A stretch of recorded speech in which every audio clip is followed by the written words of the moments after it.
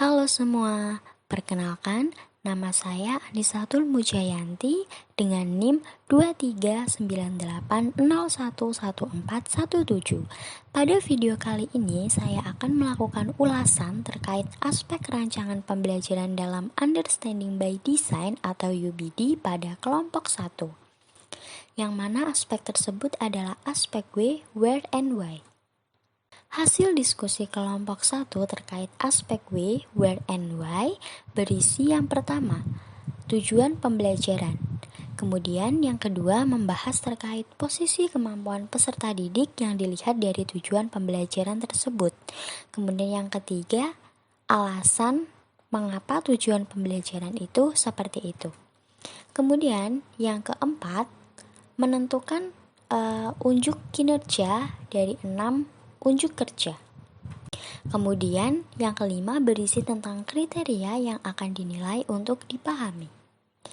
Hasil diskusi kelompok 1 tersebut sejalan dengan jurnal temuan saya yang berjudul Pengembangan Modul Ajar Matematika Berdiferensiasi Berbasis Understanding by Design atau UBD.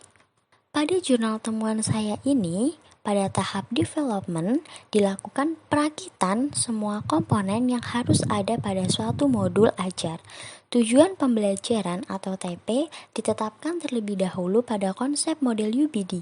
Hal ini dikarenakan guru harus meninjau capaian pembelajaran atau CP apa saja yang ada pada fase ketika peserta didik menempuh pembelajaran. Tujuan pembelajaran juga harus selaras dengan komponen minimum yang ada pada CP. Selain menetapkan TP, kriteria ketercapaian, rencana dan rubrik asesmen juga perlu dijelaskan pada awal modul ajar yang dikembangkan. Langkah terakhir yang dilalui adalah merancang kegiatan pembelajaran. Kegiatan pembelajaran yang dibuat haruslah berhubungan langsung dengan apa yang tujuan pembelajaran dan asesmen yang telah ditentukan dalam 2 tahap sebelumnya. Kegiatan pembelajaran berbasis UBD yang dibuat haruslah memenuhi panduan WRETO.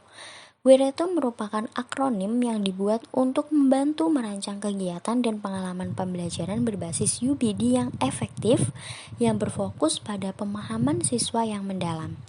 Pemenuhan aspek-aspek WRETO pada modul ajar yang telah dikembangkan, yang khususnya pada aspek W, where and why, pada jurnal temuan saya ini dapat dilihat pada capaian pembelajaran.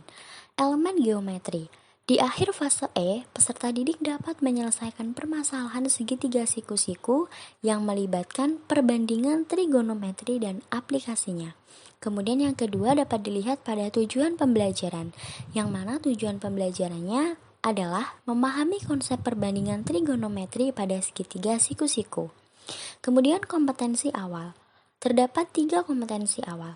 Yang pertama, mengenal satuan pengukuran sudut, mengenal kesebangunan dan kekongruenan. Kemudian yang ketiga, mengenal konsep aljabar dasar.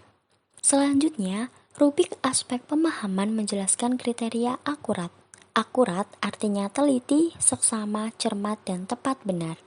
Menjelaskan dengan akurat adalah menjelaskan dengan penjelasan yang teliti dan cermat, mengarah pada kelengkapan, analisis yang detail, dan pada sasaran materi yang dibahas, sehingga penjelasan yang akurat akan menghasilkan kebenaran atau mendekati kebenaran.